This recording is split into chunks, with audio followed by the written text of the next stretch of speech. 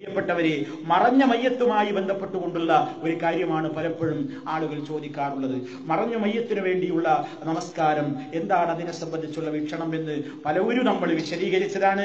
ചുരുക്കി പറയുകയാണ്, മഹാനായ നബി സല്ലല്ലാഹു അലൈഹി വസല്ലമിന്റെ കാലത്ത് ഒരിടത്ത് വെച്ച് ജനാസ നമസ്കാരം നിർവഹിക്കപ്പെട്ട് കഴിഞ്ഞ ഒരു ജനാസക്ക് വേണ്ടി, മറഞ്ഞ മയ്യത്തിന് വേണ്ടി നബി സല്ലല്ലാഹു അലൈഹി വസല്ലം നമസ്കരിച്ചിട്ടില്ല.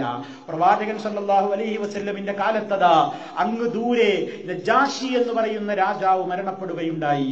ആ സ്ഥലത്ത് മുസ്ലിമീങ്ങളായി ആ ഫർദ് കിഫായ നിർവഹിക്കാവുന്ന ആളുകളില്ലാത്തൊരു പ്രദേശത്ത് ആ രാജാവിന്റെ മരണം നടന്നപ്പോൾ ഹബീബായ നബി സല്ലല്ലാഹു അലൈഹി വസല്ലമിനെ അത് സംബന്ധമായി വഹയി വരുന്നു. പ്രവാചകൻ സല്ലല്ലാഹു അലൈഹി വസല്ലമിന് അല്ലാഹു അറിവ് കൊടുക്കുന്നു. നബി സല്ലല്ലാഹു അലൈഹി വസല്ലം സ്വഹാബത്തിനെയും കൂട്ടിക്കൊണ്ട് ആ നജാശി രാജാവിന് വേണ്ടി നമസ്കരിക്കുന്നു. അത് മാത്രമാണ് നബി സല്ലല്ലാഹു അലൈഹി വസല്ലം മുമ്പിലില്ലാത്ത ജനാസക്ക് വേണ്ടി നമസ്കരിച്ച ഏക സംഭവം. എന്നാൽ ആ സംഭവം തന്നെ തെളിവാക്കിക്കൊണ്ട് അങ്ങനെ മറഞ്ഞ മയ്യത്തിന് നമസ്കരിക്കാം എന്ന് അഭിപ്രായപ്പെടുന്ന പണ്ഡിതന്മാരും ഉണ്ട്. പണ്ടുമുണ്ട്, ഇപ്പോഴുമുണ്ട്. അങ്ങനെ ജനാസ നമസ്കാരം നബി മറഞ്ഞ നിലക്ക് നിസ്കരിച്ചല്ലോ, അതുകൊണ്ട് നമുക്കും അങ്ങനെ ചെയ്യാം എന്ന് അഭിപ്രായപ്പെടുന്ന ഒരുപാട് പണ്ഡിതന്മാർ പണ്ടുമുണ്ട്, ഇന്നുമുണ്ട്. അതേ അവസരത്തിൽ നബി സല്ലല്ലാഹു അലൈഹി വസല്ലമിന്റെ ജീവിതത്തിൽ ഈ ഒരു ജനാസക്ക് മാത്രമായി നിസ്കരിക്കാൻ പ്രത്യേകം കാരണമുണ്ടായിരുന്നു. അതല്ലാതെ എല്ലാ മറഞ്ഞ ജനാസക്ക് വേണ്ടിയും അവിടുന്ന് നമസ്കരിച്ചിട്ടില്ല. അതുകൊണ്ട് ഈ സംഭവം തന്നെ അവർ തെളിവാക്കുന്നു, മറഞ്ഞ മയ്യത്തിന് വേണ്ടി നമസ്കരിക്കേണ്ടതില്ല എന്ന്. മദ്ഹബിന്റെ പണ്ഡിതന്മാർക്കിടയിൽ തന്നെ ഈ വിഷയത്തിൽ അഭിപ്രായ വ്യത്യാസങ്ങളുണ്ട്.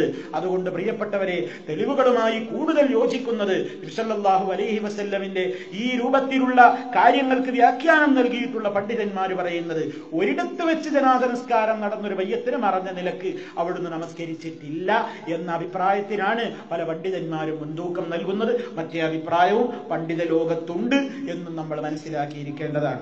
പിന്നെ പ്രിയപ്പെട്ടവരെ, നബി സല്ലല്ലാഹു അലൈഹി വസല്ലം അതാ മറഞ്ഞ നിലക്ക് നമസ്കരിച്ച മറ്റൊരു രംഗം ഏതാണ്? അവിടുന്ന് ജീവിച്ചിരിക്കുന്ന, അവിടുന്ന് മദീനയിൽ ഉണ്ടായിരിക്കുന്ന അവസരത്തിൽ തന്നെ, മദീനയുടെ തൊട്ടപ്പുറത്ത് കുറച്ച് മദീനയിൽ വെച്ച് തന്നെ മഹദിയായ ഒരു സഹോദരി പള്ളി അടിച്ചു വാരി വൃത്തിയാക്കിയിരുന്ന ഒരു മഹദി ഉണ്ടായിരുന്നു. മദീന മസ്ജിദ് എപ്പോഴും അവരാണ് ക്ലീൻ ചെയ്യാറുള്ളത്. ആ സഹോദരിയെ ഒരു ദിവസം പള്ളിയിൽ പോയപ്പോൾ ഹബീബായ നബി സല്ലല്ലാഹു അലൈഹി വസല്ലം കണ്ടില്ല. സഹാബിമാരോട് ചോദിച്ചു, അവരിന്ന് എവിടെ പോയി? അവരിന്ന് കാണുന്നില്ലല്ലോ. അവർ നബി സല്ലല്ലാഹു അലൈഹി വസല്ലമിനോട് സഹാബിമാര് പറഞ്ഞു, അവർ ഇന്നലെ രാത്രി മരണപ്പെട്ടു നബിയെ. പ്രവാചകൻ സല്ലല്ലാഹു അലൈഹി വസല്ലമിനെ ആ നേരത്തെ വിഷമിപ്പിക്കേണ്ട എന്ന് വിചാരിച്ച് പ്രവാചകനോട് പറയുകയോ അറിയിക്കുകയോ ചെയ്യാതെ സംസ്കരണ ചടങ്ങുകൾ അവർ നിർവഹിച്ച് കൊണ്ടുപോയി ഖബറടക്കുകയാണ് ചെയ്തത്. നബി സല്ലല്ലാഹു അലൈഹി വസല്ലമിനെ ആ വിഷയത്തിൽ അവരോട് ഒരു വിയോജിപ്പാണ് തോന്നിയത്. നബി സല്ലല്ലാഹു അലൈഹി വസല്ലം അവരോട് പറഞ്ഞു, നിങ്ങൾ എന്തുകൊണ്ട് എന്നെ അറിയിച്ചില്ല? നിങ്ങൾ എന്തുകൊണ്ട് എന്നോട് വിവരം പറഞ്ഞില്ല? ഈ സംഭവം പലവരും നിങ്ങൾ കേട്ടുകഴിഞ്ഞ് യാഥാർത്ഥ്യമാണ്. അങ്ങനെ നബി സല്ലല്ലാഹു അലൈഹി വസല്ലം സ്വഹാബത്തിനോട് പറയുന്നു, നിങ്ങൾ ഏതായാലും എന്നെ അറിയിച്ചില്ലല്ലോ, കഴിഞ്ഞത് കഴിഞ്ഞില്ലേ, ഇനി ദുല്ലൂനി അലാ ഖബ്രിഹാ, ആ സഹോദരിയുടെ ഖബർ നിങ്ങൾ എനിക്ക് കാണിച്ചു തരൂ. എവിടെയാണ് അവരെ ഖബറടക്കിയത് എന്ന് കാണിച്ചു കൊടുക്കാൻ നബി തങ്ങൾ ആവശ്യപ്പെടുന്നു.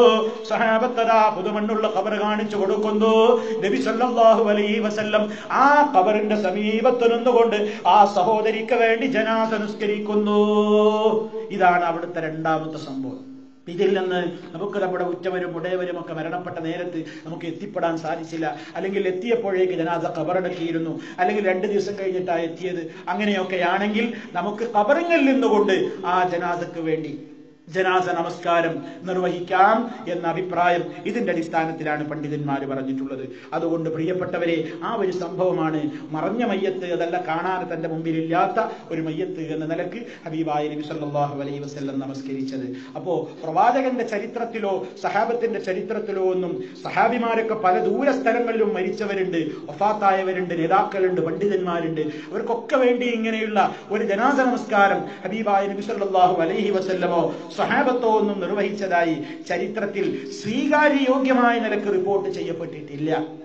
അതുകൊണ്ട് നമ്മൾ മനസ്സിലാക്കുക, ആ ഒരു വിഷയത്തിൽ ഇങ്ങനെ ഒരു അഭിപ്രായ വ്യത്യാസം പണ്ട് മുതലേ നിലവിലുണ്ട് എന്നും കൂടി ഈ വിഷയത്തിൽ നിങ്ങളെ ഓർമ്മപ്പെടുത്തുകയാണ്. അല്ലാഹു സുബ്ഹാനഹു വ തആല എല്ലാ കാര്യങ്ങളെക്കുറിച്ചും ഗൗരവത്തോടുകൂടെ മനസ്സിലാക്കാനും കാര്യങ്ങളെക്കുറിച്ച് കൃത്യമായി അത് മനസ്സിലാക്കി അതിന്റെ നാനാവശങ്ങളെക്കുറിച്ച് ഗ്രഹിക്കുവാനും ഒക്കെയുള്ള തൗഫീഖും ബുദ്ധിയും തന്റെ ഇടവുമൊക്കെ നമുക്ക് ഓരോരുത്തർക്കും നൽകി അനുഗ്രഹിക്കുമാറാകട്ടെ.